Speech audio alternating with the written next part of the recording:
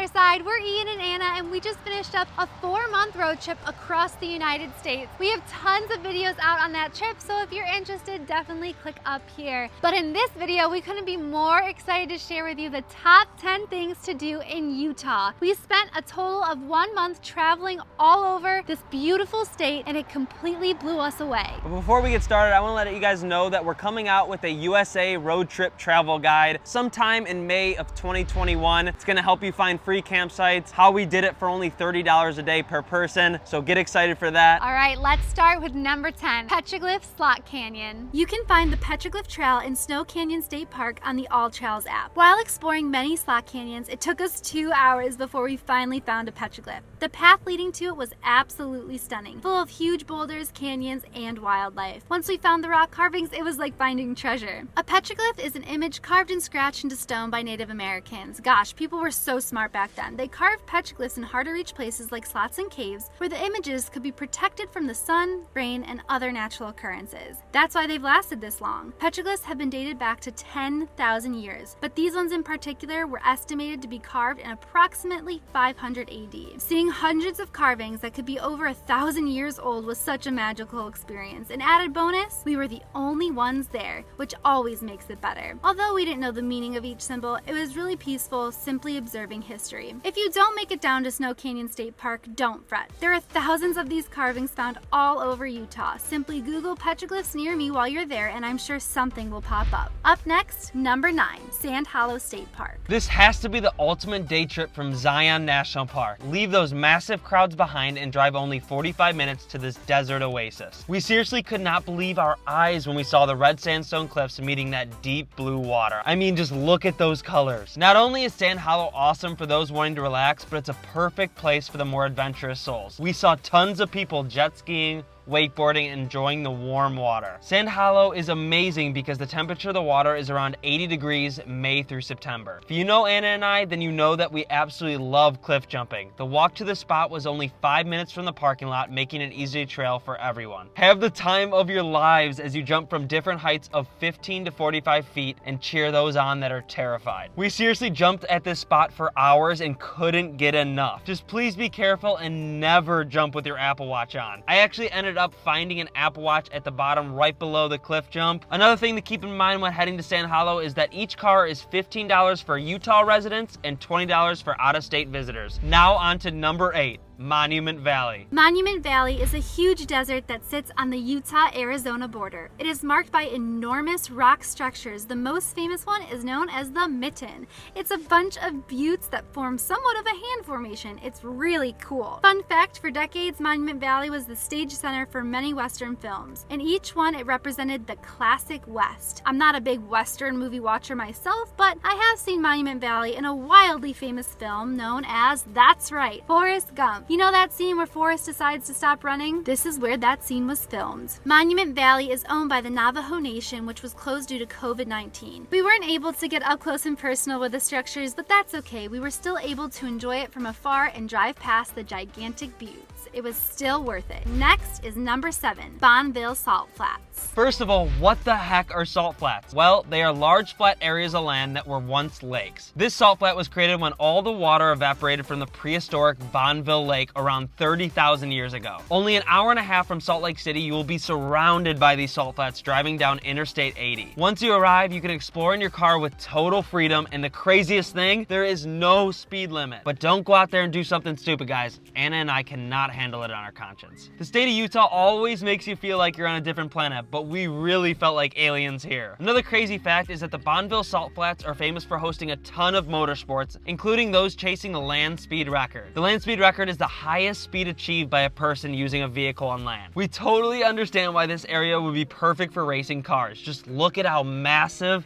and wide open it is. Anna and I didn't stay long enough, but on our way out, we saw tons of people getting ready to stargaze. If you have the time, I would suggest visiting Salt Flats closer to sunset and waiting around to see those stars pop in the night sky. Next up is number 6, Lake Powell. Lake Powell is a man-made reservoir on the Colorado River, and it goes through both Utah and Arizona. To be completely honest, we spent most of our time on the Arizona side of Lake Powell in a town called Page, but we really wanted to share this spot in this video anyways because if you're visiting southern Utah, Page won't be far out of your way. The two popular natural attractions near Lake Powell are Horseshoe Bend and Antelope Canyon. Horseshoe Bend is about a 10-minute drive from Page. Its name totally suits it because it looks exactly like a horseshoe. Boom! 1,000-foot drop and the Colorado River goes around this rock that looks like a horseshoe. The entrance fee is $10 per car. Once you arrive, it's a very short stroll from the parking lot. There's not a ton to do at Horseshoe Bend other than snap a few pics and enjoy the epic views. There's definitely a big crowd, but it's such a large area you are sure to find some private spots to take in this miraculous attraction alone. If you look down really closely, you could see people kayaking, boats come through here. Pretty sure people are camping right there with their tents. Antelope Canyon is famous for its narrow passages, smooth waves, and brilliantly warm tones. It's somewhere I'd always wanted to visit because it looked otherworldly to me. The upper part of Antelope Canyon was closed due to COVID-19, so we visited the lower part. From our drop-off point, it was a 4-mile round-trip kayak ride on Lake Powell to this insanely beautiful formation. We departed at 7 a.m. to beat the crowds and pretty much had it all to ourselves. We used Lake Powell Adventure Company, but if I'm not mistaken, you are allowed to rent a kayak and visit on your own. We loved accessing this area through the water. It made the experience much more adventurous. Starting to get really beautiful and narrow right here. Look at them and the wavy walls. The swirly pink, red, and orange structures totally lived up to the hype. Seriously, it's hard for me to even find the words to describe how incredible this landscape was. I think everyone needs to visit Antelope Canyon before they die. Sorry to interrupt, but before we move on, I wanted to introduce the sponsor of this video, Cali Case. It's a waterproof phone case that also floats, and it's totally our right-hand man on every adventure that involves water. If you're interested in one, you can use the code The Other Side for 20% off at checkout. Ian loves to call it turning your phone into a $24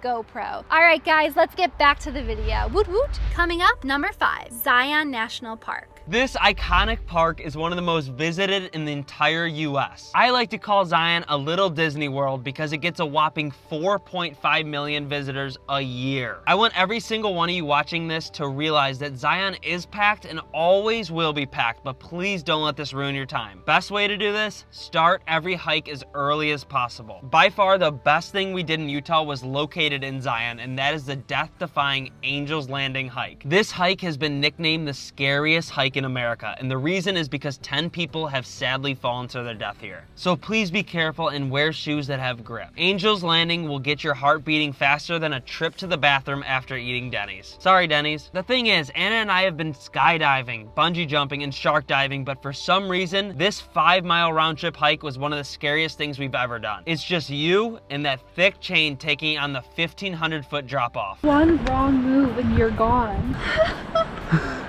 Anna is terrified. Oh, I'm gonna throw up. All scary statements behind, I truly think anyone could do this hike. There is a part of the hike where you think you have made it to the top, but that's just Scout Overlook. So we thought that was the hard part. That was the easy part. We just turned the corner and we have to go up this entire mountain with just hanging on to the rope. After all that hard work and peeing your pants a little, the 360-degree view on the top of Angel's Landing makes every dang second worth it. If you're asking yourself right now, what is worse, the way up or the way down? We both agreed at the end the way up was harder than the way down. If you're too scared to take on Angel's Landing, there is an easier hike with similar views called Canyon Overlook Trail. It's only 1 mile and it has way less people. You even get to go through the famous Mount Carmel Tunnel. The other most popular thing to do in Zion is called the Narrows, and it was voted one of the world's best slot canyon hikes. At a length of 16 miles, you get to decide how far you want to go. Anna and I only went about 3 miles in. Of course, the farther you go, the more beautiful and less crowded it becomes. We made the mistake of going during midday, and the hike was miserable, and we think very overrated, but that is our opinion. This is miserable. Oh my god, it's so deep. I don't understand. I got Anna's bag, don't worry about it. Don't let us ruin your dreams of going, and maybe comment down below after you went and let others know what you thought. A few reasons we thought it was a little overrated was the amount of people there, of course, how cold it was in that slot canyon. The water is freezing cold, so get ready for that. This is what I'm doing right now with Anna. We're in like a wind tunnel right now, so it's freezing in the shade. You could rent boots and some special type of socks to keep you warm, but still, pack extra clothes. Now, time for number 4, Arches National Park. Just 10 minutes outside of the adventure capital of America, Moab, Utah, lies Arches National Park, which is full of over 2,000 arches. It took me a minute to figure this one out, but hello, there's a reason it's called Arches National Park. You literally see them everywhere. Through many years of erosion, the sandstone in eastern Utah has transformed into these unimaginable creations. The most famous arch in the park has got to be Delicate Arch, the one that's on the Utah license plate. We thought we'd beat the crowds by waking up at 5 a.m. to hike to Delicate Arch for sunrise, but we were sadly mistaken. By the time the sun rose, there were over 100 people admiring the arch with us. Although it was extremely crowded, it was still an exceptional sight to see. We still recommend going at sunrise because we've heard sunset is even more packed. Next, we headed over to one of our favorite hikes, which was the Primitive Trail by the Double Window Arches. The Primitive Trail may have been one of our favorites because we had it all to ourselves, and at the end we were able to climb up to the windows and enjoy the sunset from above. The last hike we embarked on was called the Devil's Garden Loop, a total of 7.8 miles, but you can turn back at any time. This is where you can see the famous landscape arch. It's the longest one in the whole park. We made it all the way to the Double O Arch before turning around. The hike here is definitely not for everyone. What I really liked about this trail is that it had a lot more to offer than just arches. You saw insanely big cliffs, bright orange hoodoos, and it was full of awesome lookout points. I just mentioned 3 hikes, but if you are not a big hiker, just driving through arches is an experience within itself. Up next is number 3, Corona and Bowtie Arch. Let's first start off by saying this arch is poorly named, and after what happened in 2020, I think it deserves a little rebranding. Easily one of the most epic places in Utah and only 5 minutes away from Arches National Park, Corona and Bowtie Arch are a must-see. This hike is not considered a part of the national park, so of course I had to pull out the drone. You guys know me. The best part about Corona is that we only saw 8 people the entire time we were there. If you're asking yourself,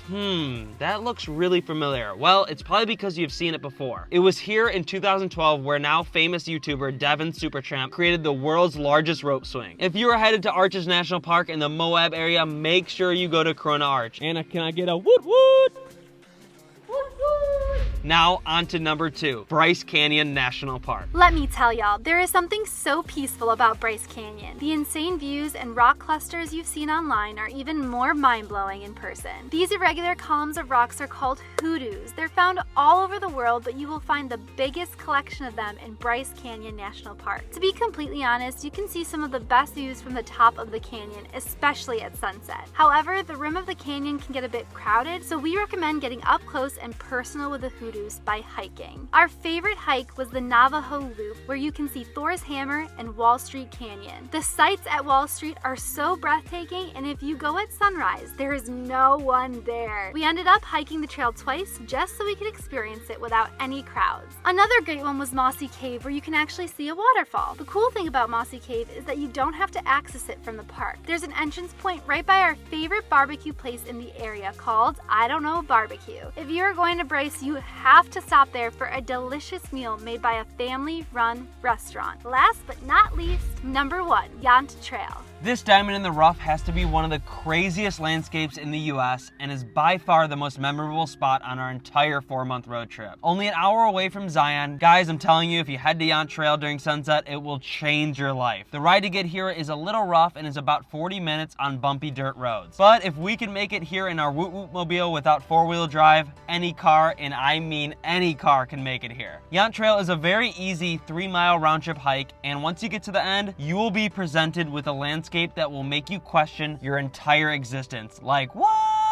I know it's already called Candy Cliffs, but we both decided our nickname for it was Creamsicle Snake Trail. The sandstone here was formed into what looked like snakeskin, and it was covered in orange and white swirls. If you guys have a better name, comment down below because we've been arguing about the name. This is one of those spots that Instagrammers post about and you say to yourself, they must have photoshopped the colors or texture somehow. Well, that's not the case for this unforgettable place. I do think Utah has some of the best national parks, but they can get a little crowded and sometimes ruin your vibe. That's why heading to these lesser known places will really make for a once-in-a-lifetime trip. All right, that is the end of this video. Hopefully this helps you on your future road trip to Utah. If you like this video, give it a thumbs up, comment down below what you thought, of course subscribe, why not? And don't forget to follow us on Instagram and TikTok. And thank you for watching all of our videos up to this point. We love you so much. we will see you in the next one. Many more adventures to come. Woot woot. Woot, woot, woot.